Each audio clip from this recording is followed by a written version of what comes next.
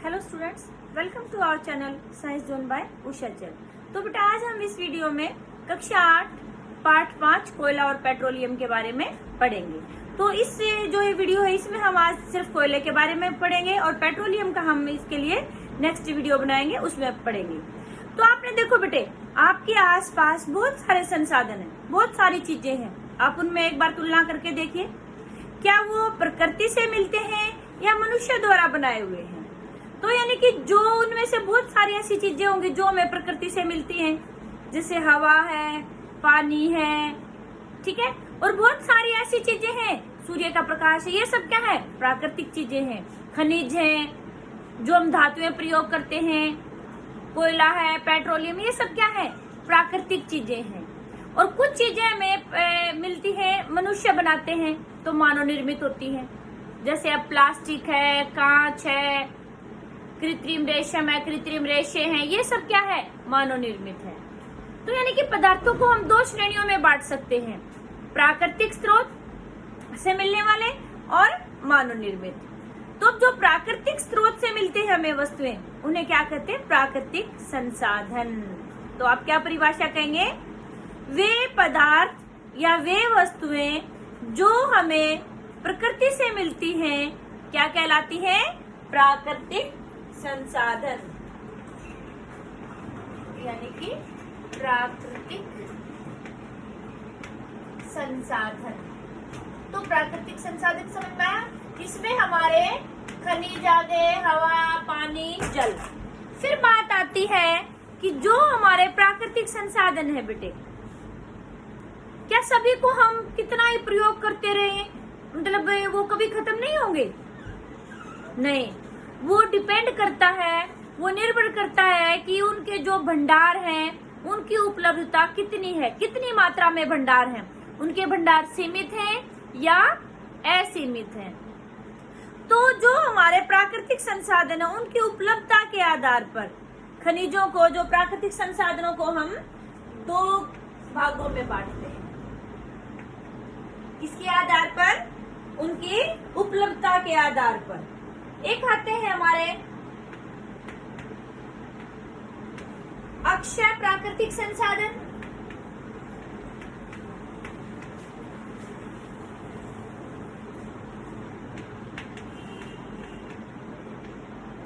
और दूसरे आते हैं हमारे क्षय प्राकृतिक संसाधन।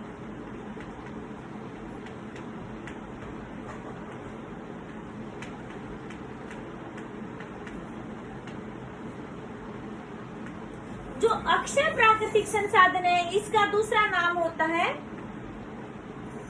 असमाप्य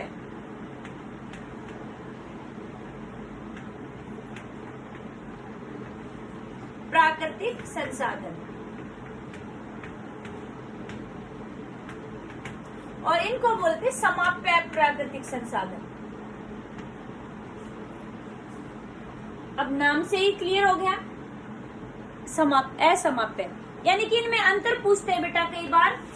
वे प्राकृतिक संसाधन जिनके भंडार असीमित होते हैं, उन्हें हम अक्षय प्राकृतिक संसाधन या असमाप्य प्राकृतिक संसाधन कहते हैं। और यहाँ कहेंगे वे प्राकृतिक संसाधन जिनके भंडार सीमित होते हैं, यानी कि यहाँ पर पहला पॉइंट आ जाएगा, भंडार असीमित है।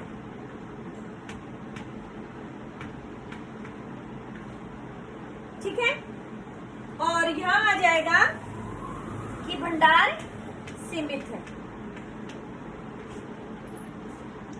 ठीक है, दूसरा पॉइंट आता है कि भी इनका जो प्रयोग हमें ज्यादा देख रेख की जरूरत नहीं है, क्योंकि इनके भंडार क्या है, असीमित है।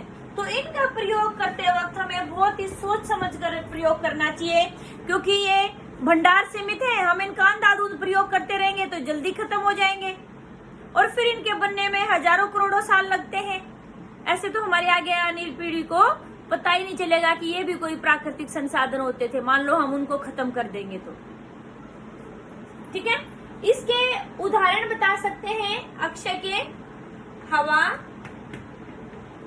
जल, पानी, सूर्य का प्रकाश आदि। जो क्षय प्राकृतिक संसाधन है, इसमें आप बता सकते हैं बेटे वन, वन्य जीव, कोयला, पेट्रोलियम आदि। ठीक है, तो इसमें हमारा कोयला, पेट्रोलियम,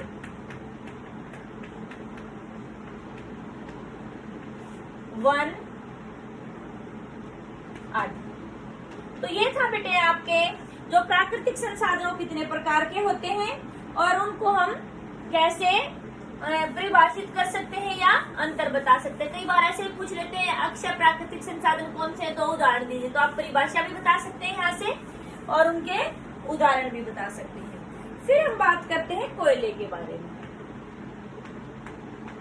कोयला बेटा आपने सबने देखा हुआ है, आजकल तो खैर शादी वगैरह में भी सिलेंडर लगाने लगे। पहले जब हम छोटे होते थे तो शादियों में जब वो मिठाइयां बनाने के लिए भट्टी तैयार करते थे तो उस समय पर कोयले का प्रयोग किया जाता था। और सबसे पहले कोयले का प्रयोग कहाँ करते थे कि जो रेल का इंजन के लिए भाप बनाने के लिए, भाप से रेल चलती थी ना, भाप का इंजन जो होता था, तो उस समय भाप बनाने के लिए कोयले का प्रयोग किया जाता था। आप लोगों ने गदर फिल्म देखी होगी। गदर फिल्म में उसमें दिखाते हैं कि वो जब सनी देओल वो कोयला डालते हैं और जब वो आगे ट्रेन चलती, तो यानी कि कोयले का प्रयोग कहाँ किया जाता था, भाप से इंजन चलाने के लिए। तो जो कोयला है बेटे कैसा होता है छूने पर, कठोर, और रंग कैसा होता है, काला। ठीक है, और यानी कि ये कहाँ प्रयोग किया जाता है, भाप बनाने में, ट्रेन में। और इसका प्रयोग है आजकल क्या होता है बेटे, जो हमारे बहुत सारे तापीय विद्युत संयंत्र हैं। तापीय विद्युत संयंत्र मतलब जहाँ पर ऊष्मा की सहायता से बिजली बनाई जाती है, तो वहां पर ऊष्मा उत्पन्न करने के लिए कोयले का प्रयोग किया जाता है। ऐसे इसके बारे में डिटेल से आप 10th क्लास में पढ़ेंगे आगे। तो तापीय विद्युत संयंत्र में भी कोयले का प्रयोग किया जाता है और इसका विभिन्न उद्योगों में भी ईंधन के रूप में कोयले का प्रयोग किया जाता है। फिर बात आती है कि भी कोयला हमें कहाँ से मिला और कैसे बनता है। क्या है बेटे कि लगभग 300 मिलियन वर्ष पहले जो हमारी प्रकृति है, धरती है, पृथ्वी है, इसके निचले भागों में बहुत ही वन होते थे। कोई प्राकृतिक आपदा आई होगी, जैसे भूकंप है, बाढ़ है, तो वो वन जो थे हमारे धरती के नीचे दब गए। फिर समय बीतता गया और उस पर और मिट्टी की परत बाय परत चढ़ती गई, तो वो क्या हो गया, वो बहुत ज्यादा नीचे दब गई। अब ज्यादा नीचे दबने से क्या हो गया, वहां पर वो ज्यादा संपीड़ित हो गई, मतलब दबाव ज्यादा बन गया, तो दाब भी उच्च हो गया। जितना हम उसके ऊपर भार रखते जाएंगे तो नीचे वाली चीज पर दबाव बढ़ता चला जाएगा। तो नीचे जितनी गहराई में जाएंगे उतना तापमान भी अधिक होता चला जाता है। तो अधिक दाब और अधिक तापमान यानी कि उच्च दाब और उच्च ताप के कारण जो वनस्पति थी, हमारी पेड़ पौधे थे, उनका क्या हो गया, सूक्ष्म जीवों द्वारा वो धीरे धीरे उनका कार्बनीकरण हो गया, यानी कि वो कोयले में परिवर्तित हो गए। ठीक है, तो इस तरह से हमारा कोयला बना। कोयले की ऐसे खान होती हैं बेटे, जैसे वो जमीन के नीचे खोद करके निकाला जाता है, उनको जहां से मिलता है कोयला तो उसको बोलते हैं कोयले की खान। फिर अभी प्रश्न आया था, मैंने एक शब्द बोला था कार्बनीकरण। जो कोयला है वो किससे बना है, कार्बन से, यानी कि वनस्पति जो है, मृत जीव जंतु जो है, उनका कोयले में उच्च दाब और उच्च ताप के कारण बहुत सालों में कोयले में बदलने की प्रक्रिया क्या कहलाती है, कार्बनीकरण। तो अलग से परिभाषा भी पूछ सकते हैं। अब इसको कार्बनीकरण क्यों कहते हैं, क्योंकि कोयला कार्बन से बना है, इसीलिए इस प्रक्रिया को कार्बनीकरण कहते हैं।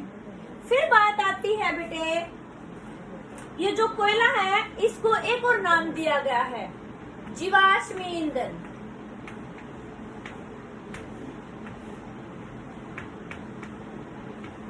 कोयले को जीवाश्म ईंधन क्यों कहते हैं, क्योंकि बेटा जो कोयला है हमारा मृत वनस्पति से मिला है हमें, ठीक है। तो इसीलिए इसको क्या कहेंगे, जीवाश्म ईंधन, क्योंकि अवशेषों से मिला है, मरी हुई वनस्पति से हमें प्राप्त हुआ है, तो इसीलिए इसको जीवाश्म ईंधन कहते हैं। आपसे ऐसे पूछा जाए जीवाश्म ईंधन क्या होते हैं, तो यहाँ से आप उसकी परिभाषा भी बता सकते हैं। वे ईंधन जो हमें मृत जीव जंतुओं से और पेड़ पौधों से प्राप्त होते हैं उन्हें क्या कहेंगे, जीवाश्म ईंधन। इसके उदाहरण आप बता सकते हैं, कोयला, पेट्रोलियम, कोल गैस, कोक आदि, ठीक है। फिर आगे बात आती है कि भाई कोयले उद्योगों में कोयले का प्रक्रमण के द्वारा कुछ उपयोगी दूसरे पदार्थ बनाए जाते हैं।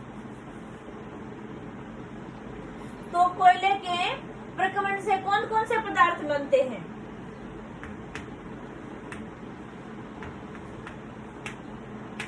कोयले के प्रक्रमण से प्राप्त होने वाले पदार्थ,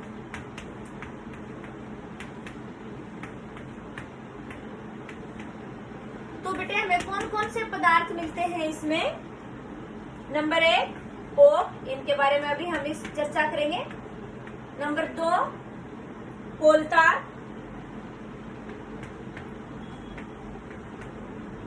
और नंबर 3 है कोयला गैस।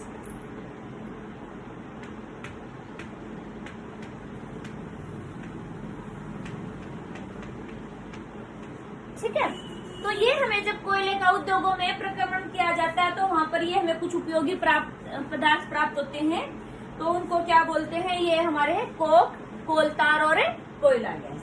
फिर हम इनके बारे में थोड़ी थोड़ी चर्चा करेंगे। जो कोक है बेटे वो कैसा होता है, कठोर सरंध्र, सरंध्र मतलब छिद्र युक्त होता है। जो कोक है कठोर है, सरंध्र है और काले रंग का पदार्थ होता है। अच्छा, एक हमारा जीके का प्रश्न भी है ये कि कार्बन का सबसे शुद्ध रूप कौन सा है इनमें से, तो कोक है बेटे, ये कार्बन का शुद्ध रूप होता है, लगभग शुद्ध रूप है। और इसका उपयोग कहाँ होता है कोक का, जो इस्पात का औद्योगिक निर्माण है और जो बहुत सारी धातुओं के निष्कर्षण में, निष्कर्षण मतलब धातुओं को जो निकालते हैं, खनिज जो होता है उसमें से धातु को अलग करते हैं अशुद्धियों से, तो वो प्रक्रिया क्या कहलाती है, धातु निष्कर्षण। तो कोक का प्रयोग इस्पात उद्योग के निर्माण में और धातुओं के निष्कर्षण में किया जाता है। फिर बात हम करते हैं कोलतार की। कोलतार क्या होता है, एक अप्रिय गंध, मतलब जो हमारे नाक में हमें अच्छी नहीं लगती सूंघने में, अप्रिय गंध वाला गाढ़ा द्रव होता है कोलतार। और लगभग ये 200 पदार्थों का मिश्रण है, एक पदार्थ नहीं है ये, कोक तो एक पदार्थ है। जो कोलतार है लगभग 200 पदार्थों का मिश्रण होता है, ठीक है बेटे। और कोलतार से जो हमारे विभिन्न और अधिक उत्पाद निकाल के बनाए जाते हैं, क्योंकि इसमें तो बहुत सारी चीजें हैं, लगभग 200 पदार्थ मिले हुए हैं, तो उन पदार्थों को अलग अलग करके हम जो हमारे दैनिक जीवन में विभिन्न वस्तुएं प्रयोग करते हैं उनको बनाने में प्रयोग किया जाता है। जैसे हमारे औद्योगिक निर्माण में, उद्योगों में, जैसे जो हमारे संश्लेषित रंग होते हैं, एक तो रंग हमें प्रकृति से मिलते हैं जिसे फूल वगैरह से निकालते हैं, एक हमारे संश्लेषित रंग जो मानव निर्मित रंग आते हैं, डाई जब हम करते हैं उनसे। तो संश्लेषित रंग बनाने में, औषधियों में, विस्फोटक पदार्थों के बनाने में, सुगंधित पदार्थों के बनाने में, प्लास्टिक में, पेन, फोटोग्राफिक सामग्री, छत निर्माण सामग्री आदि के अंदर कोलतार का प्रयोग किया जाता है। अच्छा, पहले क्या होता था बेटे, जो ये हमारे सड़क बनती थी तो सड़क बनाने में भी कोलतार का प्रयोग होता था। लेकिन आजकल क्या है कि जो सड़क बनाने में पेट्रोलियम का एक उत्पाद है बिटुमिन,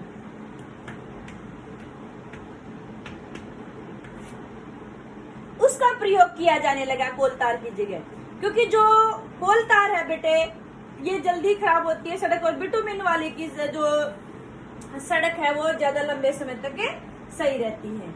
अच्छा, आपको एक बात और देखी होगी आपने घर में, मम्मी कई बार कपड़ों में या संदूक में या फिर जो आपका बेड होता है वहां कपड़े वगैरह रखते हैं अंदर, तो उसमें छोटी छोटी गोलियां डालती है नेपथलीन की, जो बॉल होती है।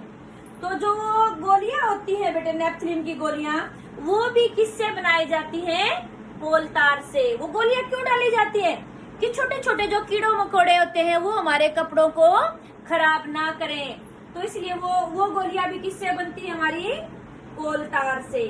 फिर आगे हमारा आता है, हमने 3 उत्पाद लिए थे कोयले से, कोक, कोल तार और कोयला गैस।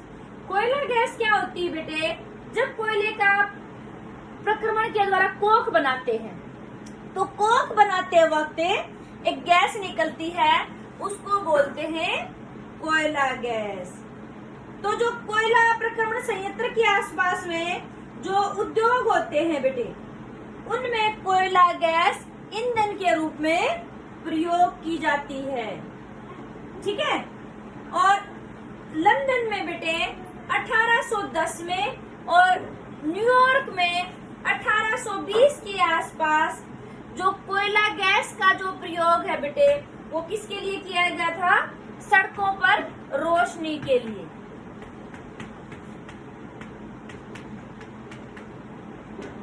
स्टार्टिंग में इसका प्रयोग लंदन और न्यूयॉर्क में किसके लिए किया गया था? कोयला गैस का प्रयोग है सड़कों पर रोशनी के लिए।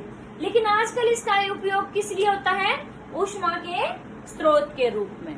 तो ये थे बेटे हमारे कोयले से संबंधित जानकारी कि कोयला कैसे बनता है, जो हमारे प्राकृतिक संसाधन है वो उपलब्धता के आधार पर कितने प्रकार के हैं, कोयले को जीवाश्म ईंधन क्यों कहते हैं, और कोयले से प्रक्रमण के द्वारा कौन कौन से उत्पाद प्राप्त किए जा सकते हैं और उनके क्या क्या उपयोग हैं। आपको ये वीडियो अच्छी लगी तो शेयर और लाइक जरूर करें। आपको कोई डाउट लगती है तो कमेंट सेक्शन में जाके आप उससे पूछ सकते हैं। थैंक यू बेटे।